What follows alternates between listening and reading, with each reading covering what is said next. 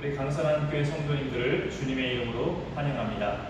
오늘 주일을 맞아서 가정에서 사랑하는 가족들과 함께 예배드리고 계시는 성도님들 모두에게 하나님의 큰 은혜와 평강이 가정마다 임하시기를 간절히 축원합니다.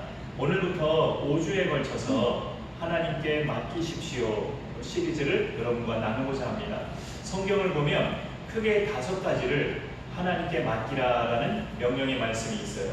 염려, 짐, 너의 길, 행사, 그리고 원수, 이 5가지를 하나님께 맡기라고 말씀합니다.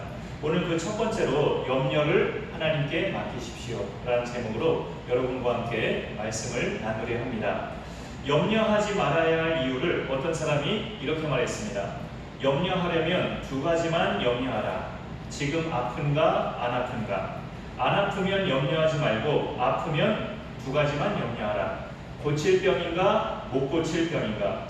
고칠 병이면 염려하지 말고 못 고칠 병이면 2가지만 염려하라. 죽을 병인가 안 죽을 병인가.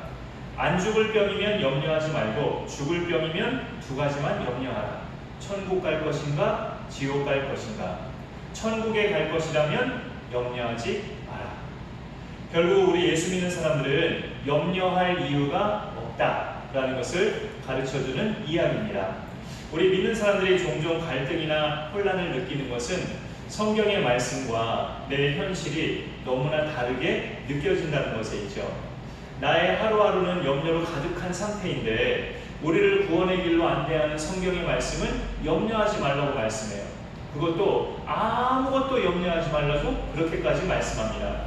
오늘 베드로전서 말씀에도 너희 염려를 다 주께 맡기라고 말씀하고 있어요. 신앙생활은 내가 일하는 것이 아니라 하나님께서 일하시게 하는 것이 신앙생활이에요. 모든 결정을 하나님이 내리시기 때문에 하나님께 맡기는 것이 오히려 적극적인 신앙생활입니다. 여기 말씀에서 맡기라는 말은 마음을 놓으라 라는 뜻이에요. 마음을 놓으라. 불안해하지 말고 마음을 놓으라. 염려를 주께 맡기면 마음을 놓을 수 있다는 말이에요. 인터넷으로 어떤 일을 하든가 결제를 하는 일에 있어서 아직 익숙하지 않으신 분들은 그 일을 자녀에게 맡기면 자녀가 능숙하게 잘하는 경우를 볼 수 있어요. 그럴 경우 부모님들은 안심을 하게 되죠. 염려를 하나님께 맡기면 우리는 마음을 놓을 수 있는데 인간의 어리석음은 이 염려를 늘 내 손에 꽉 쥐고 놓으려고 하지 않는다는 겁니다. 어떤 사람은 염려를 아예 가슴에 품고 남이 자기 염려를 건드리지도 못하게 해요. 예수님은 너희 중에 누가 염려함으로 자기 수명을 1시간이라도 더 늘릴 수 있겠느냐라고 말씀하셨어요. 염려는 육신의 건강에도 육신의 수명에도 전혀 도움이 안 된다는 것을 알려주시는 말씀입니다. 복음서에 있는 예수님의 그 말씀과 오늘 베드로전서에 있는 말씀을 같이 연결해 볼 때 왜 우리는 염려를 다 주께 맡겨야 하는가? 그 이유를 우리가 같이 생각해 볼 수 있습니다. 왜 염려를 다 주께 맡기라고 성경은 말씀하는가? 염려는 내 것이 아니라 주님의 것이기 때문에 그래요. 복음서에서 예수님은 내일을 위하여 염려하지 말라고 말씀하시면서 공중의 새와 들의 백합화를 비유로 이야기하셨습니다. 심지도 않고 거두지도 않는 새지만 그런 새도 너희 하늘 아버지께서 기르신다. 들의 백합화는 수고도 아니하고 길쌈도 아니하지만 솔로몬의 모든 영광으로도 입은 것이 그 꽃 하나만 못하다 라고 말씀하셨습니다. 공중의 새 그리고 들의 백합화 그리고 우리 인간 다 똑같은 하나님의 피조물입니다. 그 중에 가장 귀한 피조물이 우리 인간이죠. 그런데 새와 백합화는 무엇을 먹을까, 무엇을 마실까 염려하지 않아요. 염려가 자기들 것이 아니기 때문에 그래요. 그와 똑같은 피조물인 인간도 마찬가지입니다. 염려는 하나님의 것이지 우리 것이 아니에요. 그런데 우리는 염려가 내 것인 것처럼 안고 살아갑니다. 그게 잘못됐다는 것을 성경은 알려주면서 너희 염려를 다 주께 맡기라고 말씀하고 있어요. 염려는 주님의 것이기 때문에 주님께 맡기면 주님이 돌보신다고 오늘 말씀합니다. 우리가 이 땅에 사는 동안에 굶어 죽지 않도록 돌보시고 우리 자녀를 돌보시고, 우리가 아플 때 돌보시고, 우리의 약함을 살피시고, 또 우리의 믿음을 돌보셔요.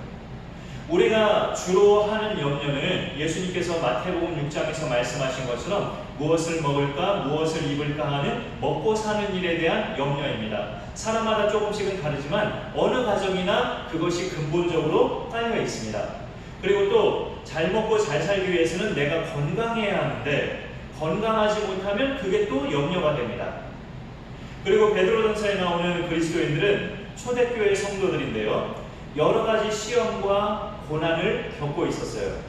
그런 것들이 또 그들에게는 많은 두려움과 염려를 갖게 했습니다. 요즘과 같은 때는 우리 교회들도 염려하지 않을 수 없는 때라고 볼 수 있죠. 코로나19가 무섭게 재확산되면서 그동안 그래도 정규 예배는 허용이 됐는데 이제 급기야 예배조차도 비대면 예배로 우리가 드리고 있어요.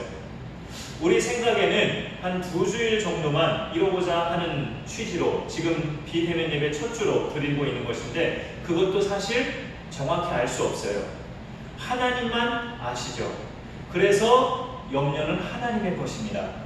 모든 것을 하나님만 아시기 때문에 우리는 모르니까 염려는 우리 것이 아니에요.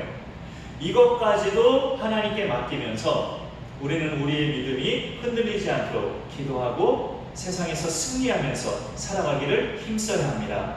그래서 오늘 8절로 넘어가면 근신하라 깨어라 너희 대적 마귀가 우는 사자같이 두루다니며 삼킬 자를 찾나니 라고 말씀하고 있어요. 염려를 주께 맡기지 않으면 그 큰 위험성이 뭐냐면 그 자체가 하나님을 신뢰하지 않는 거기 때문에 염려하는 것은 하나님을 믿지 못하는 것이죠. 그러니 결과적으로 마귀에게 틈을 주고 마귀의 조종을 당하고 급기야 마귀의 밥이 되는 거예요. 에베소서에도 보면 분을 내어도 해가 지도록 분을 품지 말라고 당부합니다. 분냄이 길어지면 마귀에게 틈을 주기 때문이죠. 오늘 말씀도 마찬가지예요. 염려를 주께 맡기지 않고 내가 갖고 있으면 내 중심에는 이미 하나님이 안 계시는 거기 때문에 마귀의 공격 대상이 됩니다. 염려를 하나님께 맡기는 방법은 8절에 지금 읽어드린 것처럼 근신하고 깨어있는 거예요. 근신이라는 말은 절제라는 뜻이 있고요, 맑은 정신 상태라는 뜻이 있어요. 맑은 정신 상태, 쉽게 말해서 정신을 차리라는 거죠. 근신하라, 정신을 차리라, 그리고 절제하라, 이런 뜻이 있어요. 앞에 절에서 말한 염려를 절제하고 끊어내라는 그런 결단을 촉구하는 말씀이죠. 우리 신앙생활에서 절제력과 정신을 차리게 할 수 있는 힘은 기도에 있습니다. 하나님의 능력을 공급받는 것이 기도이기 때문에 그래요. 맑은 정신으로 절제력을 가지고 사는 삶은 무엇과 반대되는 삶이냐면 술 취함과 반대예요. 이런 삶은 내 의지로 되는 것이 아니기 때문에 전능자의 도움이 필요합니다. 그래서 근신과 깨어있는 삶의 대표적인 것은 하나님께 자꾸 의뢰하는 기도 생활입니다. 여기 베드로전서를 보면 오늘 말씀인 5장 8절에도 근신하라는 명령이 있고요, 이 같은 베드로전서 앞에 장 4장 7절에도 근신하라는 명령이 앞서 있습니다. 4장 7절에서는 만물의 마지막이 가까이 왔으니 그러므로 너희는 정신을 차리고 근신하여 기도하라, 그렇게 당부합니다. 근신하라는 말 뒤에 바로 기도하라는 말이 같이 따라오는 거죠. 그래서 오늘 5장 8절에도 근신하라 깨어라는 이 당부를 구체적으로 실천하는 것은 꾸준한 기도에 있다는 것을 우리에게 알려줍니다. 이게 바로 내 모든 염려를 하나님께 맡기는 거예요. 성경을 보면 염려를 주께 맡기는 방법이 다른 그 어떤 방법보다 하나님께 간구하는 기도에 있다는 것을 우리에게 알려줍니다. 오늘 말씀도 그렇고 빌립보서 4장 6절 7절도 아무것도 염려하지 말고 다만 모든 일에 기도와 간구로 너희 구할 것을 감사함으로 하나님께 아뢰라. 그리하면 모든 지각에 뛰어난 하나님의 평강이 그리스도 예수 안에서 너희 마음과 생각을 지키시리라 라고 약속하고 있습니다. 염려가 있을 때 하나님께 기도하면 하나님이 주시는 선물이 평강이라고 말씀해요. 평강은 하나님과 막힘이 없는 사람만 받을 수 있는 선물이 평강이에요. 예수님의 피로 죄사함을 받은 사람이 하나님과 막힘이 없는 사람인데 그 사람만이 누릴 수 있는 것이 평강입니다. 하나님이 주신 평강을 내가 감사함으로 누리면 마귀는 물러가요. 9절 말씀에 보면 너희는 믿음을 굳건하게 하여 그를 대적하라 라고 말씀하고 있습니다. 마귀를 대적하라는 거죠. 마귀를 대적하는 방법은 근신하고 깨어 기도하는 것인데 우리의 이 기도 생활은 말씀과 더불어서 우리 믿음을 굳건하게 하는 굉장히 중요한 도구예요. 기도와 말씀이 우리의 믿음을 굳건하게 하죠. 이 믿음이라는 건 뭐냐면 예수 그리스도에 대한 믿음입니다. 예수 그리스도, 그가 나를 위해 십자가에서 죽으시고 3일 만에 부활하셔서 나의 모든 죄 문제를 깨끗이 해결하신 나의 구세주 예수 그리스도, 그분에 대한 믿음을 굳건하게 해서 우리는 그 믿음을 굳건하게 할 때 마귀를 대적할 수 있다는 거예요. 우리는 기도할 때도 예수 그리스도의 이름으로 기도하잖아요. 그분의 이름을 붙잡고 하는 것이 기도이기 때문에 매일의 기도가 우리의 믿음을 굳건하게 하고 마귀를 대적하게 하고 내 모든 염려를 하나님께 맡기도록 할 수 있는 힘이 됩니다. 이런 신앙 훈련은 나 혼자만 해당하는 것이 아니라 예수님을 구주로 믿는 믿음의 지체라면 누구나 다 해당이 돼요. 그래서 9절을 다시 보시면 너희는 믿음을 굳건하게 하여 그를 대적하라. 그 다음에 이는 세상에 있는 너희 형제들도 동일한 고난을 당하는 줄을 알미라 라고 말씀하고 있습니다. 살다 보면 위로를 받는 때가 있어요. 누군가의 따뜻한 말 한마디로 인해서 위로를 받는 경우도 많지만 오늘 말씀으로 본다면 이런 경우에 위로가 됩니다. 나만 고생하는 줄 알았는데 모두가 고생하고 있을 때, 나만 집안 문제가 심각한 줄 알았는데 내 주변의 사람들도 집안 문제가 비슷하게 심각할 때, 오늘 우리 교회만 이렇게 비대면 예배를 드리는 줄 알았는데 다른 많은 교회들도 우리처럼 비대면 예배를 드리고 있다는 것을 알았을 때, 나만 믿지 않는 가족이나 동료로부터 눈총받고 어렵게 사는 줄 알았더니 내 주변의 많은 믿음의 동료들도 불신가족들로부터 그런 어려움을 당하고 있다는 것을 알았을 때 우리는 그게 위로가 됩니다. 아, 나만 이렇게 홀로 외롭게 믿음 생활하는 것이 아니구나 하면서 위로를 받게 돼요. 요즘 같은 때에 누가 새벽 기도회를 다닐까라는 생각도 가질 수 있는데 새벽에 나와서 길을 걷다 보면 또 차를 운전하다 보면 성경을 끼고 그가 섬기는 교회로 열심히 달려가는 그런 믿음의 성도를 볼 수가 있어요. 또 교회 이름이 새겨진 다른 교회 차량들도 볼 수가 있어요. 지금도 새벽 기도회를 그렇게 하고 있다는 뜻이죠. 그리고 우리 교회도 새벽에 들어와서 올라와 보면 기도의 동력자들이 올라오셔요. 이런 모습들을 보면 정말 큰 위로가 됩니다. 나만 기도하고 있는 것이 아니구나. 많은 믿음의 사람들이 같은 마음으로 기도하고 있구나. 이 나라를 위해서, 교회를 위해서, 우리 가정과 개인을 위해서 여러 많은 믿음의 동료들이 기도하고 있구나 라는 것을 생각하면 서로가 서로에게 큰 위로와 힘이 되는 것이에요. 그리스도인의 삶은 산속에 들어가서 더럽고 나쁜 것 일절 안 보고 안 듣고 사는 것이 아닙니다. 까마귀 노는 곳에 절대 가지 않고 홀로 우아하게 노는 백로처럼 그렇게 사는 것이 신앙생활이 아니에요. 우리가 사는 곳은 엄연히 세상이고 세상은 늘 우리를 삼키려는 마귀가 여기저기를 두루 다니고 있어요. 성경을 보면 죄에 대해서는 피하라고 명령하고 있고 마귀에 대해서는 대적하라고 명령합니다. 죄에 대해서는 피하라고 말씀하셔요. 음행을 피하라. 돈을 사랑함이 일만하게 뿌리가 되나니 오직 너 하나님의 사랑아 이것들을 피하라. 청년의 정욕을 피하라. 성경에서는 모든 죄들을 피하라고 말씀합니다. 실예로 요셉을 보면 그가 보디발의 집에서 가정총무로 일을 할 때요, 보디발의 부인이 요셉을 계속 유혹하지만 요셉은 듣지도 않고 함께 있지도 않았어요. 피한 거죠. 또 여인이 적극적으로 요셉의 옷을 잡아당겼을 때도 요셉은 자기 옷을 버려두고 밖으로 나갑니다. 그 현장을 피한 거예요. 죄에 대해서는 피하는 것이 믿음의 사람으로서 올바른 행동이라는 것을 성경이 말씀해주고 있어요. 그러나 마귀에 대해서는 피하라고 말씀하지 않습니다. 오늘 말씀해 보면 그를 대적하라. 대적하라고 말씀합니다. 이 베드로전서 앞에 있는 서신이 야고보서인데 야고보서에도 보면 마귀를 대적하라 그리하면 너희를 피하리라고 말씀합니다. 우리가 마귀를 대적하면 오히려 마귀가 우리를 피한대요. 마귀를 대적한다는 것은 마귀를 향해서 물러가라 소리치는 것도 대적하는 것에 해당하지만 일반적인 것으로 말씀드린다면 내가 마귀 앞에서 주저앉지 않는 겁니다. 그게 마귀를 대적하는 거예요. 오늘 하나님께 예배를 드리려고 했는데 마귀가 여러 가지로 내 환경을 막아버려요. 예배 드리지 못하도록. 거기에 주저앉지 않고 흔들림 없이 예배 드리는 것이 마귀를 대적하는 겁니다. 오늘 주일 예배 드리는 날인데 아침에 사랑하는 가족과 약간의 말다툼이 있었어요. 그런데 생각할수록 내가 억울한 것 같아요. 그러나 그 순간을 참아내면서 하나님께 드리는 예배가 엉망이 되지 않도록 하는 것, 이게 마귀를 대적하는 거예요.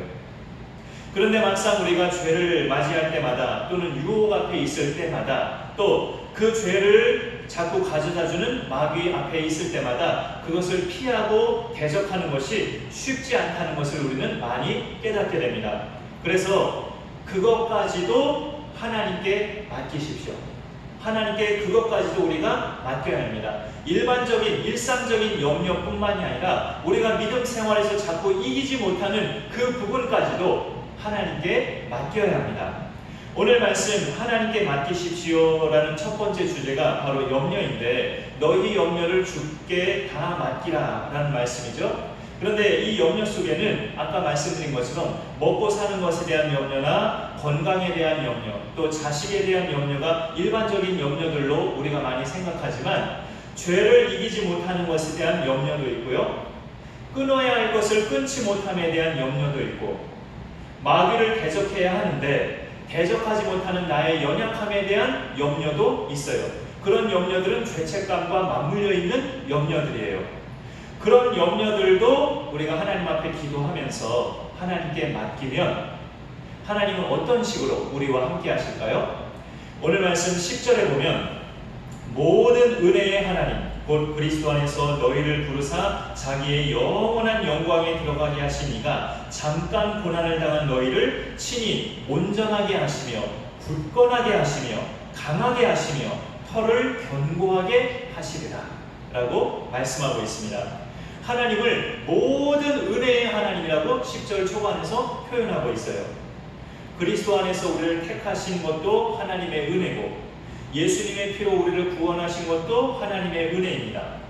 우리를 하나님의 자녀 삼아주신 것도 하나님의 은혜고 귀한 교회를 몸담게 하시고 귀한 직분을 주신 것도 하나님의 은혜입니다. 소중한 가정과 직장을 주신 것도 하나님의 은혜예요. 앞으로도 우리에게 필요한 것이 있다면 얼마든지 하나님이 주시는데 그 모든 것이 하나님의 은혜입니다. 이렇게 모든 은혜의 하나님께서 잠깐 고난을 겪는 믿음의 사람들을 온전하게 하시고 굳건하게 하시고 강하게 견고하게 털을 견고하게 하신다는 거죠. 온전하게라는 말은 우리가 불완전하잖아요. 불완전한 우리를 완전하게 계속 가꾸어 가시는 것을 말해요. 또 굳건하게 강하게 이 말은 우리를 흔들리지 않게 우리가 흔들리지 않도록 약해지지 않도록 붙잡아 주시는 하나님의 은혜를 말합니다. 또 털을 견고하게 하시리라. 이것은 우리의 믿음이 뿌리가 깊이 잘 내려서 세상에서 사는 동안에 우리의 신앙이 결코 무너지지 않도록 우리의 믿음을 끝까지 지켜주시는 하나님의 은혜를 말합니다. 하나님께 내 연약한 믿음까지 맡기면 나를 세워가시는 은혜의 하나님을 우리가 생활 속에서 체험할 수 있어요. 그와 동시에 앞서 말씀드린 것처럼 나와 똑같은 고충과 어려움을 겪고 있는 믿음의 동료들로부터도 우리가 서로 힘을 얻는 것이 중요합니다. 근신하고 깨어 기도하는 것도 사실 혼자보다는 믿음의 동료들이 함께하면 훨씬 더 큰 힘이 되죠. 성경 말씀대로 내 모든 염려를 하나님께 다 맡기는 것이 믿음인데 나는 그렇게 잘 안 돼도 믿음의 동료들에게는 그렇게 말해줄 수는 있죠. 우리가 염려하지 마세요. 하나님께 맡기세요. 기도하세요. 하나님이 도와주십니다. 막상 나는 잘 못하고 있는데 다른 동료들에게 이런 권면은 우리가 할 수 있어요. 이게 얼핏 생각하면 모순된 신앙 같지만 서로가 그렇게 해주면 돼요. 서로가. 내가 다른 지체들에게 그렇게 해주고 다른 지체가 나에게 또 그렇게 말을 해주고 서로가 그렇게 계속 해주다 보면 언젠가는 각자 자신이, 나 자신이 스스로 하나님 앞에서 해나가는 믿음의 순종을 보일 수 있습니다. 비대면으로 드리는 오늘 예배도 우리가 염려되는 부분이 있죠. 언제까지 이렇게 드려야 되는가 하는 염려가 있을 수 있어요. 그러나 하나님은 오늘 예배도 받으십니다. 우리 예수님이 사마리 여인에게 예배는 예루살렘 성에서나 그리심산에서 드리는 것이 중요한 것이 아니라 하나님께, 살아계신 하나님께 영과 진리로 드리는 예배가 중요하다고 말씀하셨어요. 하나님은 그런 예배자를 찾으신다고 말씀하셨습니다. 오늘 이 예배가 각 가정에서 가족들끼리 드리는 예배이고 비대면 예배이지만 하나님이 받으시는 영과 진리로 드리는 예배라면 하나님이 기쁘게 받으시는 예배가 되는 것입니다. 우리가 믿음으로 드리는 것, 우리가 믿음으로 맡기는 것, 하나님은 다 기뻐 받으셔요. 매 순간을 그렇게 맡기시면서 세상 한복판에서 살아가는 이 하루하루를 늘 승리하실 수 있기를 간절히 축원합니다. 제가 기도하겠습니다. 하나님 아버지, 오늘 하나님을 우리가 예배하게 하시니 감사합니다. 가족마다 또 가족끼리 모여서 예배드리게 하신 것을 감사합니다. 오늘과 다음 주일의 가정 예배를 통해서 우리 강선한 교회 귀한 가정들마다 예배가 회복되고 믿음이 강건해지는 귀한 목들을 부어 주옵소서. 특별히 인터넷 없이 홀로 예배드리는 분들의 모든 예배를 받으시고 하나님의 위로와 평강으로 함께하여 주옵소서. 끝이 보이지 않는 코로나19로 말미암아 염려가 되지만 이것까지도 우리가 다 하나님께 맡기면서 우리의 믿음 생활이 느슨해지지 않도록 성령께서 우리 각자의 삶을 이끌어 주옵소서. 편찮으신 분들마다 우리 주님의 치유의 손으로 오늘도 만져주시고 깨끗한 나음과 강건함을 덧입혀 주옵소서. 우리 교회 주일학교에 속한 모든 아이들 다시 또 교회 나오기 어려운 환경이 됐지만 그들 각자의 믿음도 지켜주시고 온라인상에서 교회와 또 접촉할 수 있는 은혜를 하나님 베풀어 주옵소서. 모든 것 주님께 맡겨오며 예수님의 이름으로 기도 올려옵나이다. 아멘. 제가 바로 축도하겠습니다. 이제는 우리 주 예수